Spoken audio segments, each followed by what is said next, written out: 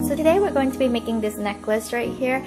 It was actually inspired by the Tulle Filigree necklace that I saw on Urban Outfitters, and I thought it was really pretty. Alright, so let's go ahead and get started because I'm jabbing way too much. All these things were just things that I found in my closet, things that friends have given me, or just craft items that I had left over from other projects as well.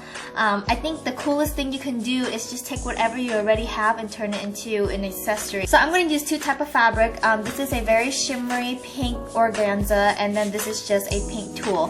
The organza came from a project that I did a while ago. Now the tulle actually came from a really ugly pink dress that I was trying to reconstruct, and I took out the tulle and I decided to keep it. What you're going to do is you're going to cut all of your tulle and your organzas into little squares. The amount of squares you need coincides with how big your flower is going to be. So the bigger your flower is, the more squares you will need, and also the bigger the square. The smaller your flower is, then the smaller the square and the less amount of squares you'll need. These squares are not cut in uniform. I just kind of cut them out into little shapes and stuff. They're not all even. That's okay because flower petals are not even to begin with. Then I'm going to take the organza and place it right on top of the tulle. So next you're going to fold it in half. Then you're going to fold that in half again. And then you're going to just fold it at an angle so that it makes a sharp corner like this. So you kind of have your first petal going on. What I'm going to do is I'm just going to put it on the side right here, and I'm going to hold it down with a weight. And I'm actually using a fish weight, and I use this to cut all my patterns as well, so I'm sure you guys already know that. You're probably going to end up needing about maybe 15 to 20 of these, so go ahead and start doing all of that. Next, thread your needle, preferably double threaded, and also put a really tight and large knot at the end. So I'm going to go ahead and grab 3 of these at a time. As you can see, you're going to have all these folds facing up. You're going to place them side by side. It's really easy, just like that. And you're going to stick the needle straight through.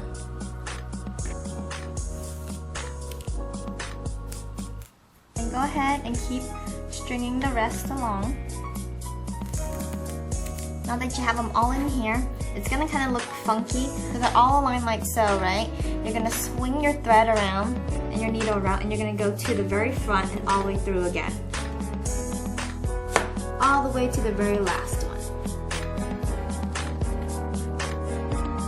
And if you pull, they should all arrange in a circle. You'll probably have to play with it.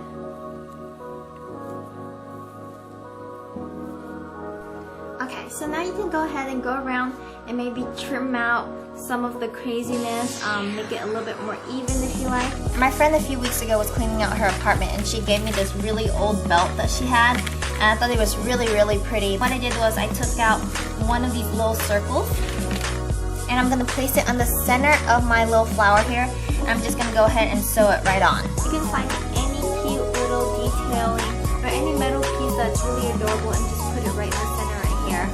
On the back I also used a little brooch pin. You can find these pins at any craft store, or you can actually take one out of like an old brooch flower or something that you don't want to use and just reuse it and put it on here. Instead of the hassle of stringing a bunch of beads together, usually when you buy clothes they like to throw in some pearls and beads just to make the outfit look better, when really the t-shirt is really plain and boring and the only thing that makes it look better is the string of pearls, but you buy it anyways thinking that you're getting a free accessory with it, and then when you come home you don't even wear it at all because it's hideous. Well, this is an example of that. I went ahead and I found this really pretty brooch that was on an old women's wear at the thrift store, and I attached it to the string of pearls, and I'm also going to attach this flower to the string of pearls too. Okie dokie, so here it goes, very princess-like. A few things I do need to mention is that this little guy right here, this brooch, I actually sewed it onto this flower so that it's nicely stabilized. This little string here on the back, I also made a quick stitch onto the flower so that it keeps straight, otherwise the flower is gonna flop back and forth like so. You know what I'm talking about when you start wearing it. Here's the complete fitted look. You can kind of see what you can wear with it. I just have a really cute polka dotted pinky kind of tan color shirt, and then I have a white blazer with it. Really, it's really up to you. If you do the flower to be black and a black or a purple brooch, then it becomes a darker kind of somber feel to it. If you do a different color like red or something, you're a little bit saucier and sexier. So I mean, just really have fun with it, and if you do make one of these, definitely make a video response because I really want to see what you guys come up with, because half the times your stuff comes out a lot better than my stuff. But I hope you enjoyed the video, and I will see you guys later. Rock on, fashionistas!